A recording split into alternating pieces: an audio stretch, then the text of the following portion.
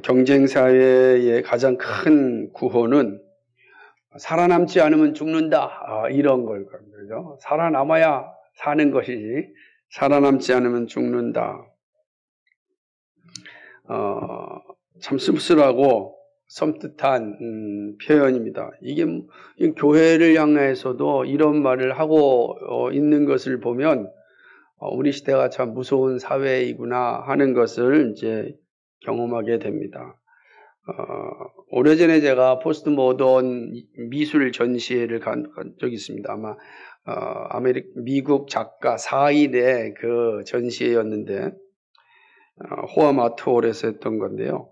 그때 경쟁이라고 하는 그림에서 아주 섬찟한 모습이 기억에 남습니다. 선명합니다. 그게 제가 30년 전에 본 그림인데도 선명합니다. 자기가 올라가기 위해서 다른 사람의 목에 있는 이 넥타이를 끌어당기고 그리고 자기 위에 올라오는 사람들의 머리는 발로 짓밟으면서 올라가는 그림이 캠퍼스 전면에 그러니까 수십 명의 사람들이 그게 다 그려져 있는 그런 모습으로 그게 참 슬프더라고요. 죽여야만 살아남는 사회. 거기에는 공동체가 없습니다. 이웃도 없고 동료도 없고 동지도 없고 그냥 오로지 내가 살아남아야만 되는 것이죠. 그때가 1993년 4월 달에 제가 이걸 보았는데 참 그거 보면 정말 이런 사회가 우리 눈앞에 펼쳐질까 이런 생각을 했었는데 30년이 지난 지금은 그 그림이 더욱더 분명해지는 사회가 아닌가 생각을 합니다. 그 그림 중에 4인 중에 한 사람이 그린 그림이 있었는데 그게 제목이 뭐냐면 개 흉내 내기라는 그림입니다. 그러니까 사람이 개처럼 이렇게 살아가는 거예요. 네 발로 살고 개와 함께 살아가는 것을 그린 그림이었습니다. 그때만 해도 그 그림이 파격적인 것입니다. 아니 어떻게 사람이 개와 함께 산단 말인가. 이게 파격적인 그림이었어요. 그래서 그거를 포스트 모더니즘 예술이다 이렇게 이제 이야기하였습니다. 참으로 이상하였죠. 그런데 지금은 이상하지 않습니다. 이제는 사람이 개와 구별이 없어진 모습 아니겠습니까? 개를 향하여서도 엄마라 아빠라 그러고 아들이라 딸이라 그러니 이 사람의 경계가 다 무너진 거예요. 사람이 사람인지 개가 개인지 모르는 세대가 이제 되어져 버리고 말았습니다. 그래도 누구 하나 이상하다고 이야기하지 않습니다. 누구 하나. 그게 불과 30년 안에 이루어진 일인 것입니다. 진리를 상대화시킨 포스트 모던 사상이 이제 일반 사람들의 생활에 깊숙이 들어와 있습니다. 그것이 이제 개와 인간의 이 사이가 구별되지 않는 현실이 되는 것이죠. 이것이 이제 포스트 모던입니다. 진리를 상대화시키고 진리를 해체시킨 그런 시대가 지난 30년 동안 줄기차게 일어났고 한국 사회는 포스트 모던 사상에 다 잠식당한 그런 모습이다라고 할 수가 있습니다. 이제는 더 이상 포스트 모던이라는 단어를 쓰지 않고 포스트 트루스라고 하는 단어를 씁니다. 진리가 없는 세대, 진리를 상실한 세대라고 이야기를 합니다. 진리가 없으면 어떤 현상이 일어나겠는가? 목소리 큰 사람이 이제 기준이 됩니다. 옛날에도 목소리 큰 사람이 이긴다 그랬는데 이기는 정도가 아니라 목소리 큰 사람이 이제 기준이 되는 시대입니다. 돈이 중심이고 그래서 돈이 최고다라고 하는 큰 소리가 나오고 실제 현장에서 오로지 돈을 위하여 목숨을 걸고 살아가는 사람들이 많아지자 돈이 모든 것의 기준이 되는 겁니다. 진리의 기준이 이제 돈으로 이동하고 있는 것이죠. 이미 그 자리를 잡고 있습니다. 자기의 감정이 결정의 기준이 되어집니다. 내 감정이 그렇다. 내 생각이 그렇다. 내 뜻이 그렇다. 내 감정이 그렇다니까 무슨 말 하십니까? 이렇게 이야기합니다. 성경이 말하는 진리에 대해서 관심이 없습니다. 내 감정이 지금 이렇다. 그래서 싫다. 그래서 좋다 이렇게 표현하는 시대가 된 거죠. 더 이상 진리가 그 사람을 지배하거나 인도하지 않습니다. 성경이 삶의 기준이 되지 않습니다. 그래서 성경이 말하는 것을 듣지 않는 그러한 시대가 되었습니다. 자신의 감정의 노예로 삽니다. 모든 것이 자기 자신에 있습니다. 철저하게 자기 자신에게 있어서 자신이 결정한 것이 진리예요. 자신이 결정한 것이 옳은 것이지 성경이 옳은 게 아닙니다. 그래서 성경이 말하는 것은 자신이 결정하는데 그냥 여러 도구 중에 하나고 그런 모습으로 이제 성경의 가치가 이제 떨어지고 말았습니다. 그러니까 여러 전문가들의 생각 가운데 하나로서의 성경이 위치를 하고 있는 겁니다. 그래서 거기에서 내가 취사 선택하여서 내 삶을 이제 만들어 가는 것이죠. 아닌 것 같아도 얼마나 그런 게 자연스러운지 모릅니다. 그래서 요즘 세대는 정말 하나님의 말씀이 우리에게 이렇게 말한다 했을 때 그 말을 듣는 세대와 그 말을 무시하는 세대가 아주 선명하게 잘 보여질 때가 많이 있습니다. 이것이 포스트 트루스 시대의 특징인 것입니다. 그러니까 이러한 시대를 살아가는 그리스도인은 참으로 곤욕스럽습니다. 그러니까 그리스도인이 왜 이 시대에서 어렵고 힘들게 사는 이유는 그리스도인들은 기준을 가지고 있기 때문에 그렇습니다. 그리스도인은 삶에서 있어서 도덕적 기준을 가지고 있습니다. 그래서 우리는 도덕적 기준이 있어요.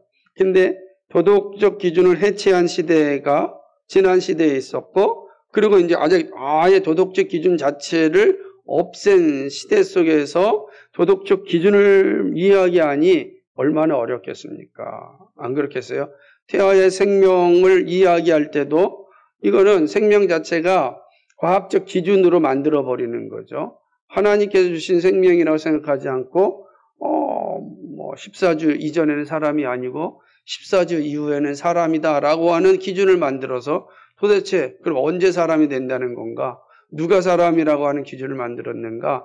이렇게 이제 기준 자체를 다르게 만들어 버리고 나서 이제는 그 기준이 완전히 어디로 왔냐면 사람에게로 온 거죠.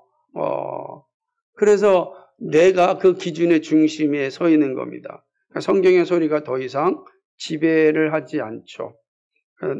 우리가 합의만 하면은 모든 것은 다 합법이 될 수 있는 그런 시대를 살아가고 있습니다. 이런 시대에 성경이 말하는 기준을 가지고 산다는 것이 얼마나 어렵고 곤욕스러운 일인지 모르는 것입니다. 진리의 기준이 상실된 시대에서 진리의 기준을 분명히 가지고 있기 때문에 자기 감정에 따라 살아가는 사람들과는 충돌할 수밖에 없습니다.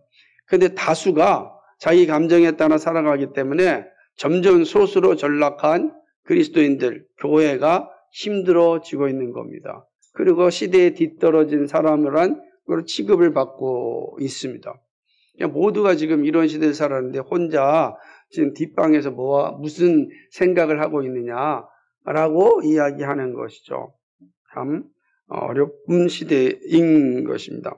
하지만 분명한 사실은 진리를 버린 시대는 결코 평화를 누릴 수 없습니다. 자유는 기준이 있을 때 가능한 표현입니다. 기준이 없다면 자유는 의미가 없습니다. 평화와 자유를 누리는 길은 기준이 분명할 때입니다. 기준은 다른 말로 이야기한다면 질서이죠, 질서. 기준이 무너지면 질서가 무너지는 것입니다. 질서가 무너지면 남는 것은 폭동만이 남습니다. 저는 그래서 우리 시대를 볼 때는 마치 폭동이 일어나기 전에 폭풍 전야와 같은 그러한 시대가 아닌가 봅니다. 수없이 들려오는 이 잔혹한 이 범죄의 모습들을 보게 되면 도대체 인간으로서 이해할 수 없는 마치 야만인들이나 아니면 정글에서나 본능에 따라가는 정글에서나 있을 법한 일들이 인격을 가진 인간들 사회 속에서 일어나고 있는 것을 보기 때문에 그렇습니다. 도대체 그 원인이 어디에 있는가? 자기 감정에 충실한 시대의 모습 때문에 그렇습니다. 기준이 자기에게 있습니다. 자기 감정이 마음에 들지 아니하면 마음껏 폭력을 행사하는 일을 보게 되는 겁니다.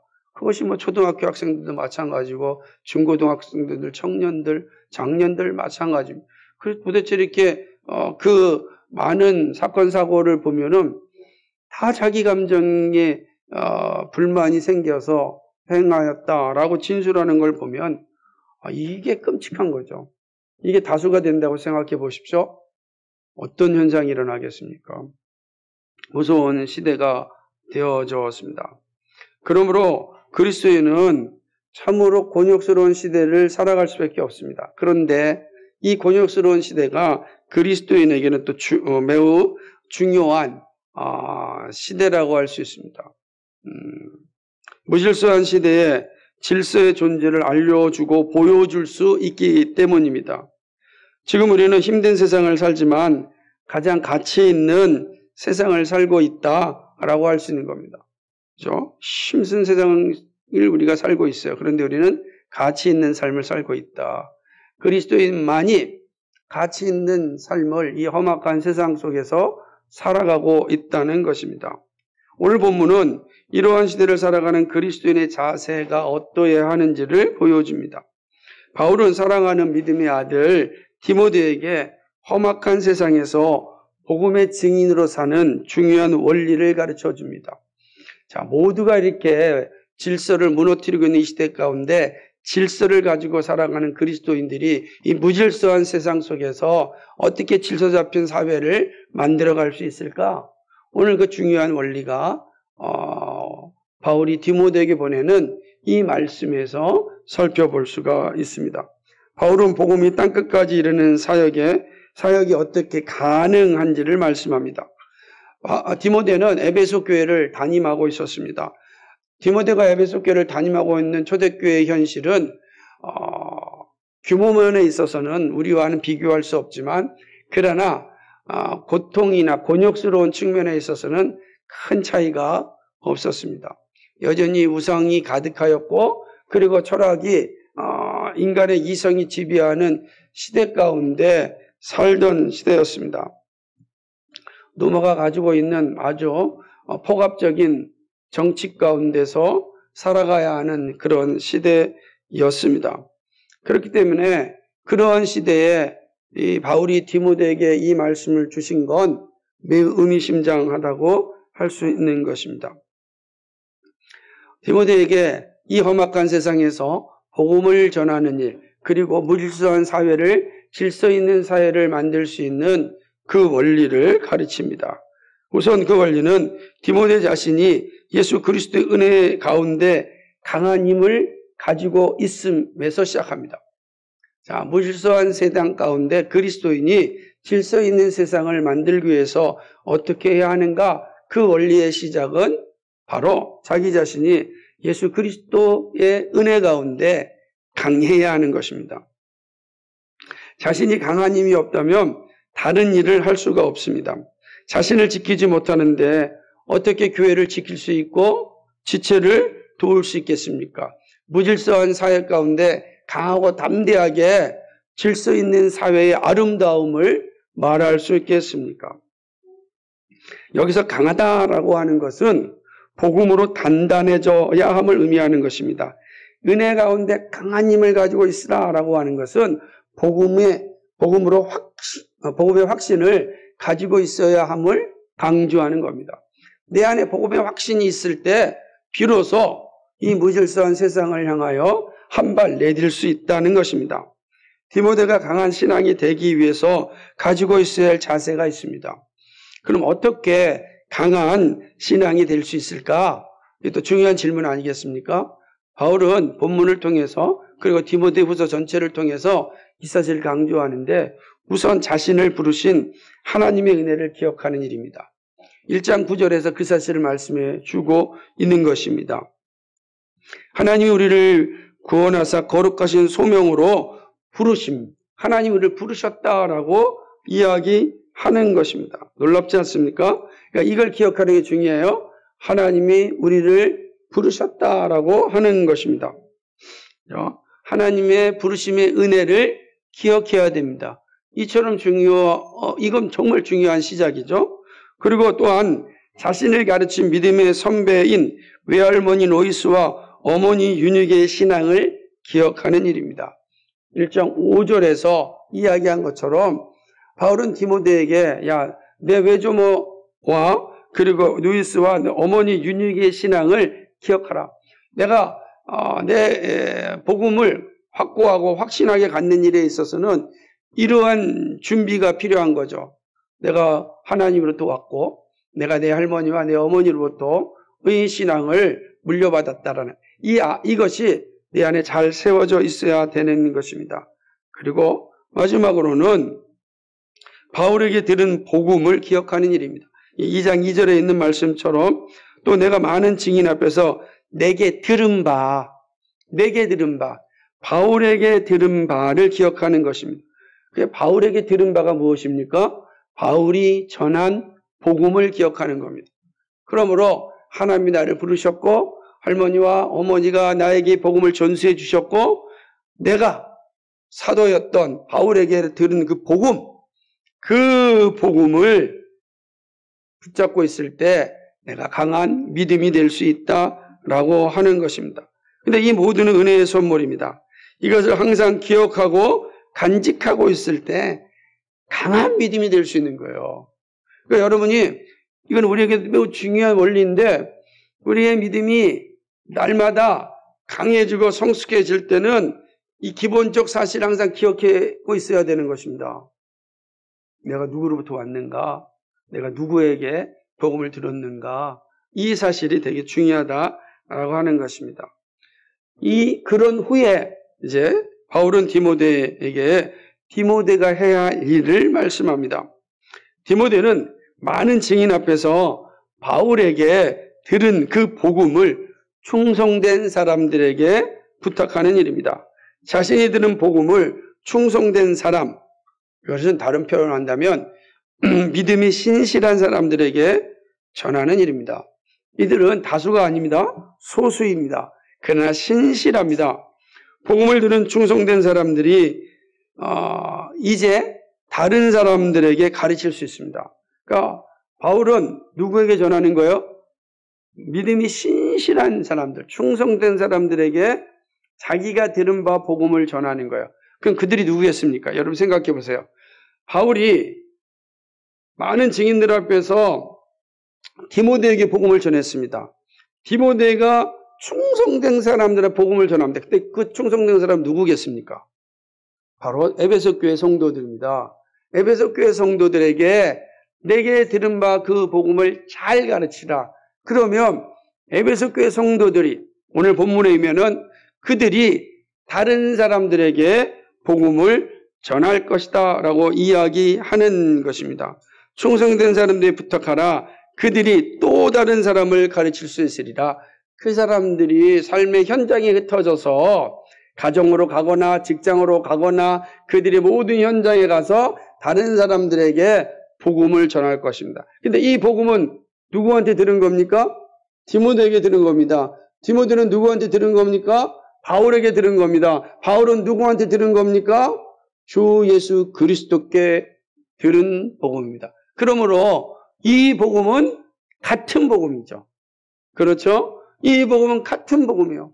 그러니까 이 복음을 전하라라고 이야기하는 것입니다. 이때 다른 사람은 불특정한 사람입니다. 땅끝까지 흩어져 있는 사람들입니다. 복음이 다른 사람들에게 흘러갑니다. 그것이 바로 복음을 보존하고 하나님 나라를 확장하는 일입니다. 예수님이 말씀하셨듯이 가루 소말 속에 있는 누룩이 온 주머니를 부풀게 하는 일입니다. 바울과 디모데가 충성된 사람들이 그들이 다른 사람들에게 그것이 바로 땅끝까지 이르러 하나님의 나라가 완성되는 것입니다. 오늘 우리가 복음을 알게 된 것은 누구 때문입니까? 충성된 사람 때문입니다. 그 사람들이 다른 사람이 복음을 전했습니다. 그 다른 사람들 가운데 누가 나타난 겁니까? 충성된 사람이 나타난 것입니다. 그들을 통하여서 우리에게 또 복음이 증거된 겁니다. 그 다른 사람은 누군지 몰라요. 그런데 그들 가운데 충성된 사람이 나타나서 또 복음이 증거된 거죠. 땅끝까지로 복음이 증거되었습니다. 교회에서의 충성된 사람들이 전달받은 복음이 있었기에 오늘 우리가 존재하게 된 것입니다. 저는 여기서 그 다른 사람들 가운데 충성된 사람들이죠. 그들은 교회사 초대교회 교부들일 수 있고, 그리고 속사도일 수 있고, 그리고 믿음의 선배들이죠. 종교개혁자들이죠. 그죠? 우리나라에 들어온 선교사들이고, 그리고 우리의 부모님입니다. 그죠? 그들로 말미암아서 복음이 흘러왔고, 오늘 우리가 이 자리에 존재하게 된 것입니다.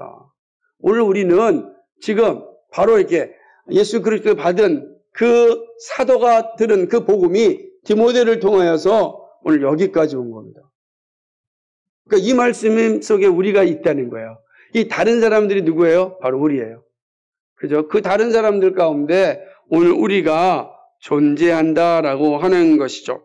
바울은 하나님 나라가 어떻게 확장되는지를 말씀합니다. 교회가 어떤 통로로 세워지는지를 알려주고 있습니다. 여러분, 이 일은 단시간에 일어나지 않습니다. 그러나 반드시 세워집니다. 그게 역사예요. 교회사의 역사예요. 디모데는 이 사실을 명심해야 했습니다. 디모데 역시 쉽지 않은 상황에서 복음을 전하고 있었습니다. 그러나 중단하지 않고 담대하게 복음을 전해야 했습니다. 디모데는 이 말씀을 단단하게 붙잡고 있었습니다. 그렇기에 에베소 교회를 통하여서 초대교회가 세워지고 초대교회가 우리에게 온 것입니다. 그러니까 초대교회와 우리는 어때요? 분리되는 게 아니에요. 초대교회와 우리는 한 교회입니다. 충성된 사람으로 하나 된 교회죠. 시간의 역사만 길지만 실제는 어떤 거예요? 한 교회. 그렇죠? 그러니까 이 사실을 우리에게 지금 보여주고 있다라고 하는 것입니다. 그 복음이 우리에게 왔습니다. 그런 측면에서 본다면 오늘 이 말씀이 디모데에게만 주는 말씀이 아니라 오늘 우리에게 주는 말씀이다 라고 할 수 있습니다. 더욱 진리를 상실한 시대에 진리를 가지고 살아가는 우리에게 진리의 회복을 위한 강력한 교훈이라고 할 수 있습니다. 우린 이제 아마 디모데가 바울로부터 들었던 그 말씀의 그 장중함을 이제 오늘 우리에게 들려주는 말씀 속에서 우리가 가져야 합니다. 그 교훈을 함께 생각해 보겠습니다. 첫째는요, 그리스도의 제자로 세워진 건 주님의 은혜임을 항상 기억해야 됩니다. 우리가 이스라엘 역사 가운데 가장 암울했던 시기는 바벨론 포로 시기입니다. 그러니까 광야 40년이 아니, 그때는 막 희망이 넘쳤던 시기라고 한다면 바벨론 포로 70년 시기는 가장 암울한 시기였습니다. 나라를 빼앗긴 이들의 속을 보면 이루 말할 수 없었습니다. 선택된 백성이었던 이스라엘이 참으로 처참한 상황에 이르게 된 것은 바로 우상 숭배와 불의함 때문이었습니다. 하나님의 반복된 긍휼에도 또다시 죄를 짓고 하나님을 모독하였습니다. 그러니까 하나님은 끊임없이 하나님을 모독한 이스라엘 백성들, 하나님이 저들에게 아주 단단하게 징계를 내셔서 이 땅에서 없앤다 할지라도 하나님에게 아무 문제가 없어요. 그런데도 이스라엘은 하나님의 약속대로 바벨론에서 해방되어 고국으로 돌아왔습니다. 그 모든 죄에 대해서 하나님께서 용서하여 주신 겁니다. 그들이 돌아와서 하나님 앞에 회개하며 언약을 갱신할 때 그들이 하는 회개의 고백은 하나님의 은혜였습니다. 오늘 우리가 여기 있었던 것은, 오늘 우리가 다시 고국으로 돌아올 수 있는 힘은 하나님의 은혜였습니다. 이게 뼈저리게 이제 느꼈던 것입니다. 느헤미야 9장은 이러한 이스라엘 백성들의 회개를 담고 있습니다. 그 가운데 느헤미야 9장 31절은 이러한 고백의 핵심이라고 할 수 있습니다. 느헤미야 9장 31절 말씀을 보면 주의 크신 긍휼로 그들을 아주 멸하지 아니하시며 버리지도 아니하셨사오니 주는 은혜로우시고 불쌍히 여기시는 하나님이시니이다. 아멘. 주는 은혜로우시고 불쌍히 여기신 하나님이십니다. 이들이 이 고백 외에는 다른 무엇을 할 수가 없었던 것입니다. 자신이 지금 이 땅에 존재하는 이유가 하나님의 은혜였다라고 하는 겁니다. 다시금 하나님의 백성으로 살 수 있고 열방 가운데 살아계신 하나님을 증거할 수 있는 그 힘의 원천이 바로 하나님의 은혜라고 고백하는 것입니다. 이 사실 너무나 분명하지 않았기에 언약을 갱신한 자리에서 아주 분명하게 회개하였습니다. 이스라엘의 모습처럼 우리 역시 하나님의 은혜로 자녀가 되었습니다. 제자가 되었습니다. 우리의 모습 역시 이스라엘 백성들처럼 소망이 없었습니다. 여러분 보세요. 우리가 얼마나 하나님을 모독하는 일을 많이 하였습니까? 하나님의 긍휼이 없다고 한다면 우리는 하나님 앞에 설 수가 없는 거예요. 우린 정말로 하나님 앞에 모독하는 일을 밥 먹듯이 하였습니다. 하나님의 마음을 아프게 하는 일을 쉽게 하였습니다. 거짓말 너무 잘하지 않습니까? 그래서 우리의 욕망에 따라 우리가 얼마나 살아갑니까? 하나님을 영화롭게 한다고 하지만 그 영화로움 가운데 정말로 나의 욕망을 위한 것은 아니었는가? 돌이켜보면 부끄러울 때가 한순간이 아닙니다. 기도하지 않고 살았던 우리의 모습들은 두말할 필요도 없고요. 미움과 시기와 질투와 원망과 이런 모습들은 그냥 우리 자신이라고 할 수 있는 겁니다. 그럴 때마다 하나님께서 징계의 채찍을 내리시고 우리에게 심판하사 우리를 버리신다고 한다면 우리는 아무 소망이 없는 존재였습니다. 그러나 하나님께서 긍휼히 여겨주셨습니다. 오래 참으셨습니다. 우리를 다시금 자녀로 붙잡아 주셨고 우리로 하여금 복음을 전하는 제자로 불러주셨습니다. 이런 하나님의 은혜가 있기에 오늘 우리가 소망이 있는 것입니다. 그런 측면에서 그리스도의 제자가 된 것은 전적으로 하나님의 은혜입니다. 이것이 우리의 모습입니다. 그런데요, 하나님의 은혜가 임하면 복음에 대한 고백과 함께 삶에 대한 헌신이 나타납니다. 예수 그리스도의 은혜를 입은 성도는 자연스럽게 다른 이에게 이 그리스도의 기쁜 소식을 전합니다. 그의 입술을 통하여, 그의 삶을 통하여, 그의 행함을 통하여서 그리스도의 은혜를 전하는 거예요. 그리스도의 그 영광을 나타나게 되어 있습니다. 단 한마디라도 내 입술을 통하여 나타나는 겁니다. 주님의 은혜가 복음을 전하는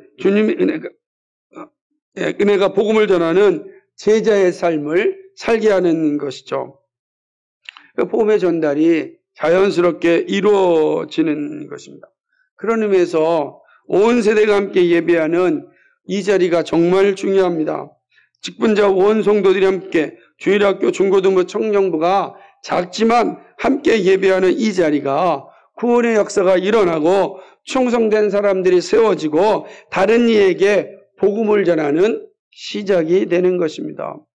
여러분이요, 여러분의 가정에 돌아가서, 여러분의 직장에 돌아가서, 여러분의 삶의 현장에서 작게나 식사할 때마다 기도하고 그리고 정직하게 살아가고 그리고 남을 위하여 여러분의 사랑을 나눠줄 때 아무것도 아닌 것 같지만 그것이 바로 제자의 삶이고 충성된 일을 하는 겁니다.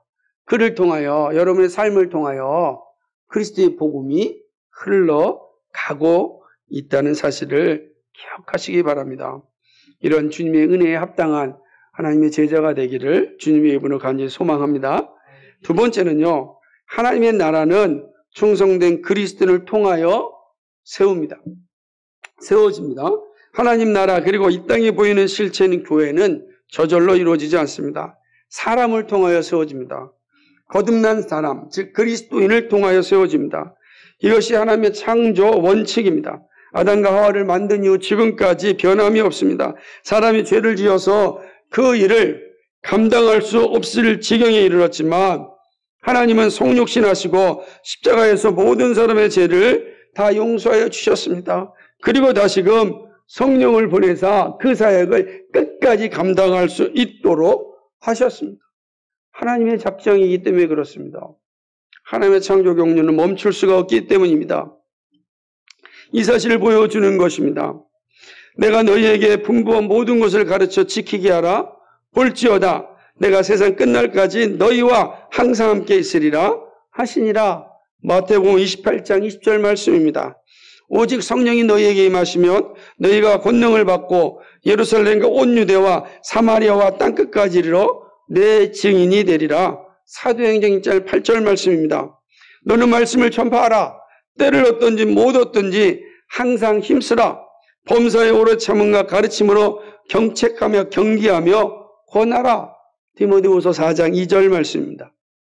하나님의 나라 그리스도의 몸인 교회는 구원받은 그리스도인들이 세워야 하는 책임을 받았습니다. 여러분, 이 말씀 자체는 전부 다 우리에게 주신 거예요. 우리에게 주신 거예요. 교회는 그리스도인의 복음 증거를 통하여 존재합니다. 그렇기 때문에 천사가 흠모하는 겁니다. 천사가 왜 우리를 흠모하냐? 이 어마어마한 이 사역이 바로 우리에게 있기 때문입니다. 여러분 생각해 보십시오. 천사가 나타나가지고 계속 복음 전하면 사람들이 예수님 안 믿고 그저 배이겠습니까? 갑자기 눈앞에 천사가 딱 나타나 보십시오. 그런데 하나님께서 천사에게 이 복음 전하는 특권을 맡기지 않으셨어요. 우리에게 맡기셨습니다. 그리고 우리를 위하여서 하나님께서 십자가에 죽으셨습니다. 천사가 볼 때는 너무 부러운 겁니다. 그래서 히브리서가 이야기하는 것처럼 천사가 흠모할 만한 존재예요. 우리 인간이 그런 존재인 것입니다. 우리는 이러한 특권을 받았습니다. 이 특권을 가진 존재로서 우리는 그 임무를 감당해야 합니다. 나를 통하여 교회가 세워지고 또 나를 통하여서 세워지는 교회를 볼 수 있습니다. 나의 존재가 이렇게 소중함을 기억해야 됩니다. 그런 위해서 복음에 충성된 신자 되기를 기뻐해야 됩니다. 여러분 익명의 그리스도인으로 살지 마십시오. 익명의 그리스도를 통하여 복음이 증거되지 않습니다. 복음이 보존되지 않습니다.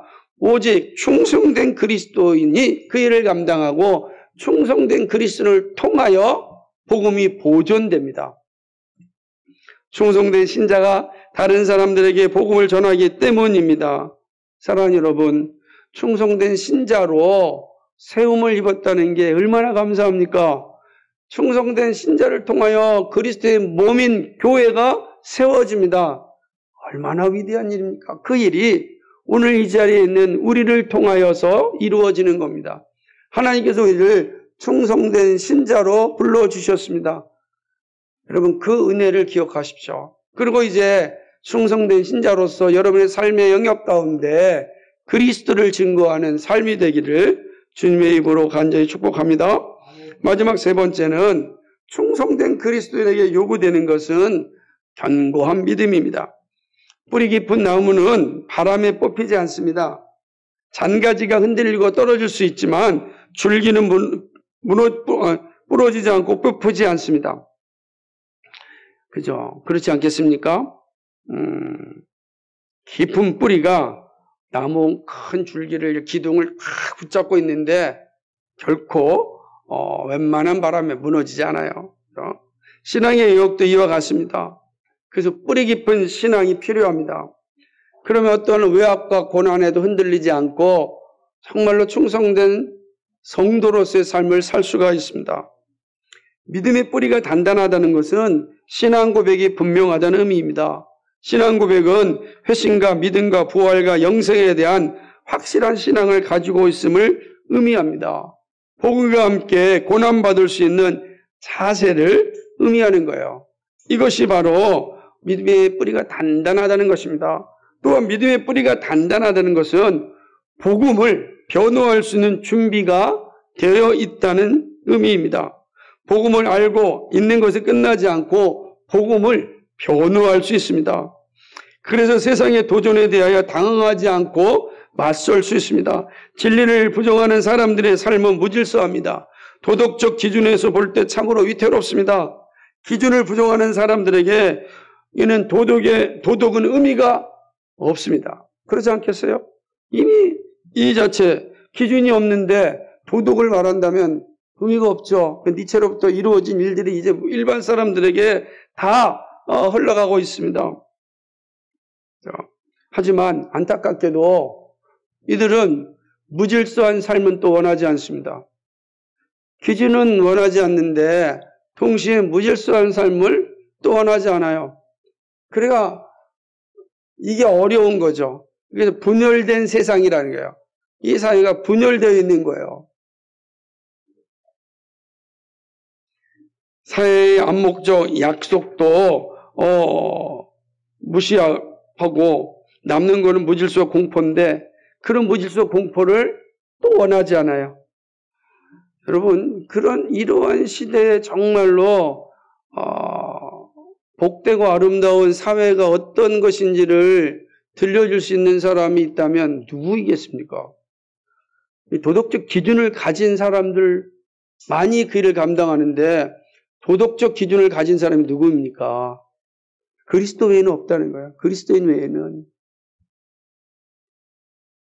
우리는 이 놀라운 확신을 가지고 이 무질서한 사회 속에 들어가서 질서 있는 사회의 아름다움과 그 영광을 보여주어야 하는 것입니다. 불편이 억압이 아니라는 것을 보여줘야 되는 거예요. 진리를 알 때 참된 자유가 우리에게 주어진다는 것을 이야기해야 되는 겁니다. 진리를 알지니 진리가 너희를 자유케 하리라고 하는 그 자유의 참된 모습을 우리가 알려주어야 하는 것입니다. 그것이 견고한 믿음을 가진 자만이 할 수가 있습니다. 뿐만 아니라 믿음의 뿌리가 단단한 것은 말씀과 성령으로 무장되어 있음을 의미합니다. 말씀이 믿음의 뿌리입니다. 말씀이 흔들리면 영적인 싸움을 이길 수 없습니다. 믿는 것과 아는 것에 하나가 되어야 합니다. 그런 후에 성령의 인도함을 받아야 합니다. 성령의 도움이 없이는 세상을 이길 수 있는 힘이 없습니다. 여러분, 우리의 삶의 현장에서 우리가 많은 지식을 가지고 있다고 해서 세상의 사람들을 굴복시키는 게 아닙니다. 내가 어마어마한 부를 가지고 있다고 해서 세상이 나에게 굴복하지도 않습니다. 잠시만 굴복하는 거죠. 비굴한 굴복은 있을 수 있으나 그러나 합당하고 정당하고 온전한 굴복이 없는 겁니다. 일은요, 세상이 가지고 있는 것들로 해결을 이길 수가 없어요. 오직 성령의 역사가 있어야 됩니다. 성령의 역사가 있을 때 세상이 하나님 앞에 무릎을 꿇는 겁니다. 자신의 무질서함이 얼마나 부끄러운지를 알게 되는 것입니다. 도덕을 해체하고 진리를 버렸던 자신의 삶이 얼마나 가치가 없었고 부끄러운 일인지 알게 돼서 그리스도 앞에 무릎 꿇게 되는 겁니다. 그것이 바로 성령의 역사입니다. 근데 그 성령의 역사는 말씀을 통하여 일어나기 때문에 우리가 말씀으로 무장되어 있어야 하는 겁니다.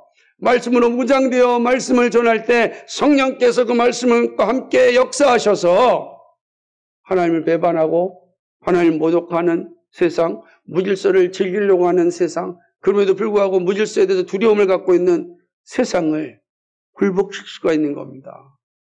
그것이 바울이 디모데에게 요청하였고 디모데가 충성된 사람들에게 가르쳤고 다른 사람들이 오늘 우리에게 가르친 것입니다. 그런데 여기서 한 가지 더 기억할 것이 있습니다. 믿음의 뿌리가 견고하여 단단한 믿음이 되려면 신앙의 유산을 잊지 말아야 합니다. 역사적 신앙 유산을 기억해야 합니다. 믿음의 선진들의 삶을 알고 있어야 합니다. 복음과 함께 고난받으면서 우리에게 끝까지 전해준 그 사랑을 간직해야 합니다. 그래서 어린 시절부터 다른 건 몰라도 영적인 위인들의 삶들을 잘 알려주는 게 필요합니다. 그래서 위인전들을 읽어주는 건 그들의 삶 속에서 하나님 나라를 바라보는 그 눈을, 그 믿음을 단단하게 하기 때문에 그렇습니다. 나는 혼자 여기 있는 것이 아니라 선배들의 순교와 고난과 사랑의 열매로 여기 있음을 기억해야 됩니다. 오늘 우리의 이 자리에 있는 게 우리 선배들이 순교하였고 고난받았고 그들이 우리에게 남겨진 사랑 때문에 이 자리에 있는 것 아닙니까? 여러분, 우리도 이 사랑을 다음 세대에 남겨주기 위해서 이 자리에 있지 않습니까? 정말 시간이 가면 갈수록 제 안에 들어오는 간절한 소망은 뭐냐면 정말 바울이 전해줬던 이 놀라운 복음, 내가 들었던 그 복음을 다음 세대로 잘 넘겼으면 좋겠다. 그 소망이 가장 큽니다. 제 기도의 1호가 그거입니다. 하나님, 이 진리의 복음을 내가 받았는데 이 복음이 다음 세대로 잘 흘러갔으면 좋겠다. 그래서 이 교회가 주님 맞이하는 교회가 되어지고 끊임없이 주의 영광을 나타내서 계속해서 충성된 사람들을 통하여 다른 사람들에게 복음을 전하여 구원받는 백성의 자리에 나오고 무질서한 세상에서 진리를 전하는 하나님의 사람들이 계속해서 이어지기를 그렇게 기도합니다. 그게 저의 1순위 기도예요. 늘 기도하는 게 그겁니다. 사랑하는 여러분, 우리는 믿음의 선배들이 전해준 사랑의 열매를 받고 살았습니다. 이 사랑의 열매는 나만 먹으라고 준 것이 아니라 계속해서 다른 사람들에게 흘려보내라고 주셨습니다. 이 흘려보내는 일에 우리가 정말 최선을 다해야 되는 것입니다. 다음 세대에 넘겨줄 책임을 우리가 가지고 있음을 잊지 말아야 합니다. 우리 모두에게 이러한 믿음이 있기를 소망합니다. 말씀을 맺습니다. 바울과 디모데 그리고 충성된 사람들의 헌신으로 복음은 다른 사람들에게 전달되었습니다. 그리고 또다시 그리스도의 충성된 제자가 탄생하고 그를 통하여 오늘까지 복음이 증거되었습니다. 충성된 제자들로 말미암아 복음이 훼손되지 않고 전달되었습니다. 모두가 충성된 제자들이 행한 일입니다. 오늘 우리들에게도 같은 복음이 증거되었습니다. 앞선 선배들이 증거를 통하여 우리가 복음을 받았습니다. 하늘에서 복음이 뚝 떨어진 것이 아니라 앞선 선배들 때문에 오늘 우리 이 자리에 있는 것 아닙니까? 예수님이 전하였고 바울이 전달하였으며 디모데가 증거하였고 충성된 교회에서의 선배들이 전해준 그 복된 복음을 우리가 받았습니다.